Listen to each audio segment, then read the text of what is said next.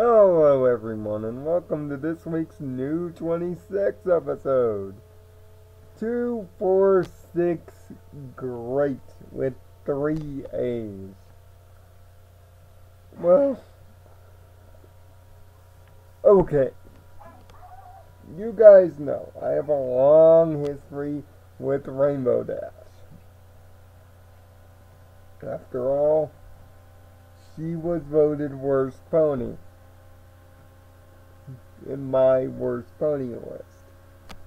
Now, gladly, that honor now kind of goes to spoiled rich, but needless to say, me and Rainbow have not gotten along. And it's mainly because of her ego, selfishness, and me first attitude that has caused the problem over the years. Now, the moral of this episode is a good one. Just because you don't have any interest in what other people are doing doesn't mean you don't care about the people. In other words, you don't have to care about the thing you're doing. You have to care about the people doing it. That's a good lesson if you're going to be a coach or a teacher or any kind of instructor for anything. Whether it be sports,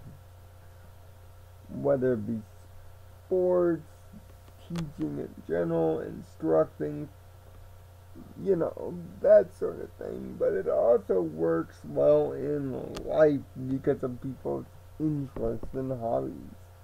You don't have to care about the hobbies. You have to care about the people doing the hobby. And through caring about the people, you might find that you may or may not like what they do. You may learn a thing or two about what they do. Or you might find out that, in Rainbow Dash's case,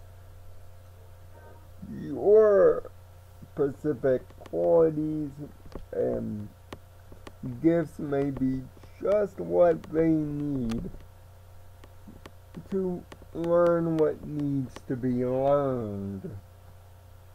You see, this moral isn't exactly muddled. It's good. The problem with it is it's the wrong moral. The moral of this episode should be that just because you don't think you have the qualifications to do something doesn't mean you don't necessarily. In other words, your particular skills for a specific job, even though you may not have the confidence to believe that you can, because other people do, you can do it. And sometimes you'll end up being the perfect mare or stallion for the job. That is a much better moral here. And that's the moral that they give off in the first third. Especially in those dreaded 2 minutes where oftentimes in the first 2 minutes before theme, this show tends to give away the moral before even the episode begins. Which it pseudo does here. But I'm getting out of myself. 246 Great is the third episode in what I like to call the Buckballl season trilogy. Starting with the episode Buckballl season, the episode earlier this season that brought the return of Patton Oswalt. That got a 6 out of 6. This is the third episode featuring the sport. The School of Friendship is putting on a Buckballl game against Celestia's School for Gifted Unicorns. But coaching the team isn't the problem. Fluttershy and Pinkie Pie got that on lock. But Twilight has a different idea for the usual coach, who happens to be Rainbow Dash. Coach the Cheer Squad. The Cheer Squad consists of Smolder, Ocellus, everybody's favorite Yakuna, and two clearly inspired cheerleader ponies that their names are completely and utterly forgettable, so I won't even bother mentioning them here. And for some odd reason, Snips. The only reason Snips is in it is because he's a hustler, baby. He wants to make that advertising money and sell cheerleading shirts and merchandise. After the events of the aforementioned Patton Oswalt episode. There's your continuity link. On top of everything else that has to do with Buckballl. But Rainbow don't want anything to do with this. She feels unqualified for the job because she knows nothing about cheerleading. Now, normally, you would probably get annoyed at this point of view. You're given a test that your friend is trusting you in. Give it your best shot. That would be the natural first strike against this episode, and it's fair. But Rainbow knows nothing about cheerleading. Absolutely nothing. She knows about coaching players on the field. She's an athlete. She's more on the field doer. It fits her character to not want to do this. As proven by the other two Buckballl episodes, she loves being in the trenches, coaching the players, playing the game. She doesn't like to be on the sidelines doing nothing that involves the game itself. And she doesn't see herself as much of a motivator either.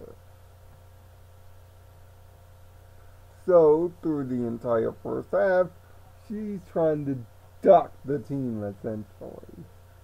Trying everything she possibly can to be closer to the field and not to the cheerleading squad. And naturally, the cheerleading squad sucks.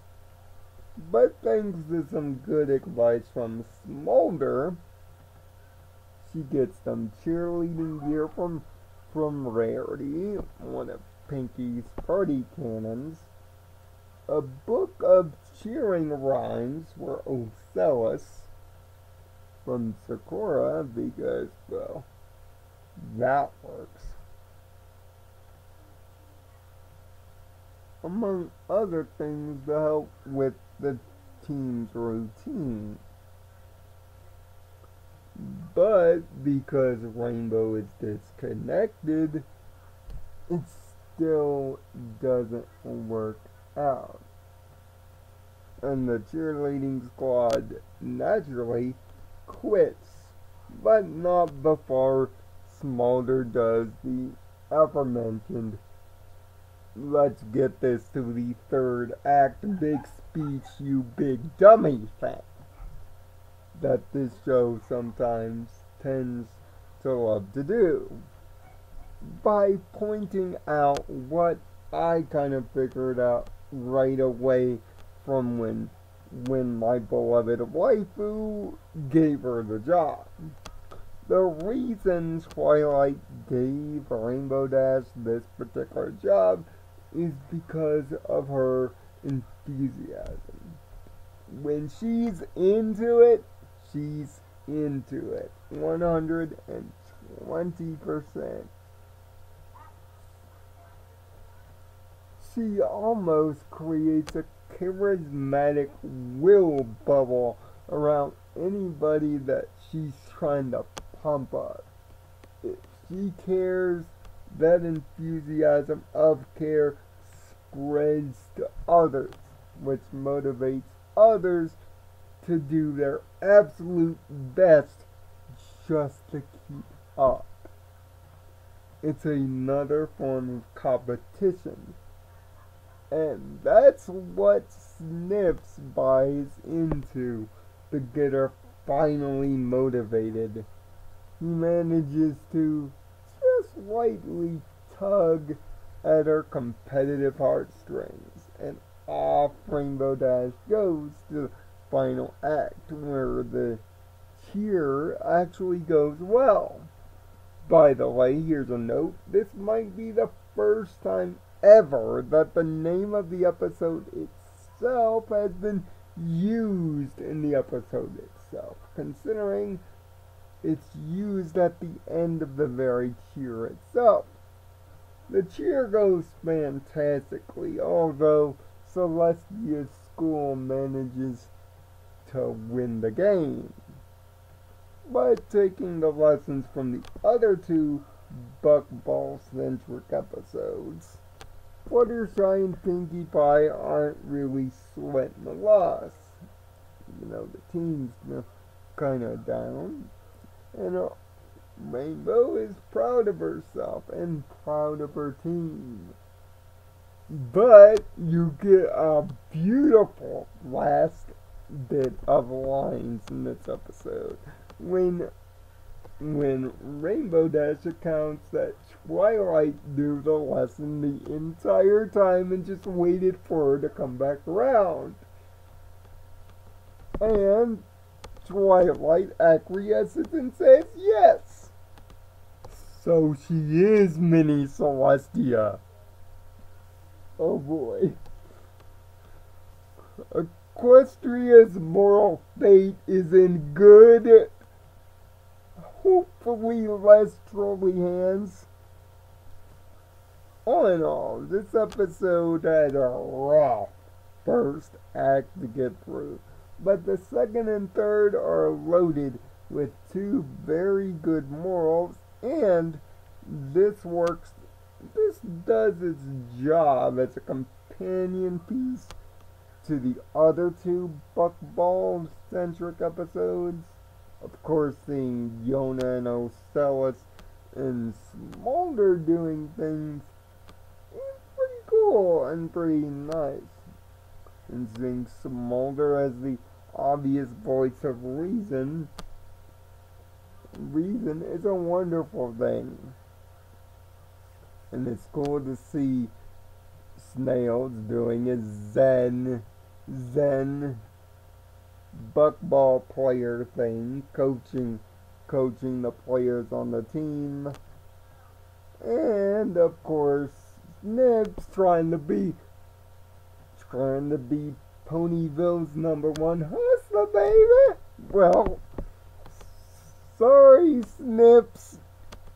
You're gonna have to get on Applejack's hustle if you want to be #1 hustler. But I admit to you, little Colt, you're well on your way. You're well on your way to getting your hustle.